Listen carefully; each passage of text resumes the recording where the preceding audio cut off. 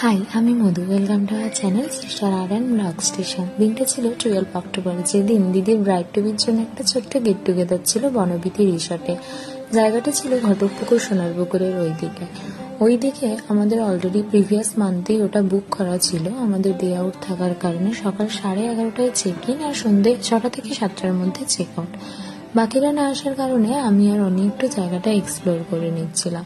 আর explore করতে করতে অনেক রাজহাঁসগুলোকে দেখে খুব এক্সাইটেড ছিল। তারপর দিদির ওয়েট করতে করতে একটু কফি আর আমরা চিপস খেয়ে যখন দিদি ফাইনালি এলো, আমরা গেলাম রুমের দিকে যাওয়ার পর একটা ছোট্ট রুম টুর। আর এই যে রুম টুর নেওয়ার পর দিদি ব্যালকনি থেকে একটু পোজ দিচ্ছিল দাঁত বার করে।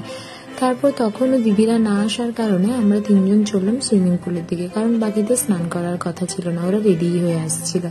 আর এই যে আমরা সুইমিং পুলে নেমেছিলাম, কিন্তু দিদি জাস্ট পাটা ডুবিয়ে বসেছিল। দিদি সুইমিং পুলে একদম নামেনি, মানে স্নান করেনি, আমরা করেছিলাম। তারপর ছবি ভিডিও করার পর আমরা গেলাম রুমের দিকে। অ্যাকচুয়ালি দিদির মেসের কয়েকজন দিদি পিজি থেকে দিশা আর দিদির বেস্ট ফ্রেন্ড আসার কথা ছিল। দিশা আর ঐশ্বর্য দিদির কিছু প্রবলেমের জন্য ওরা আসতে পারেনি। মেসের দিদিরা ততক্ষণে চলে এসছে। এই যে এখানে একটা ছোট্ট ডেকোরেশন হয়ে গেছে, আর এখানে সবাই দিদির ছবি তুলছিল। আর এখানে ডেকোরেশনের সঙ্গে সঙ্গে সায়ন্তিকা দিদিরা, মানে মেসের বাকি দিদিরা দিদিকে ওই দিন আইবুড়ো ভাতও খাইয়েছিল। আর এখানে দিদি নিজে ফু দিয়ে নিজেই খুব খুশি। তারপর এমন ফু দিয়েছে ব্রাইড টু বিটাই উল্টে ফেলেছে।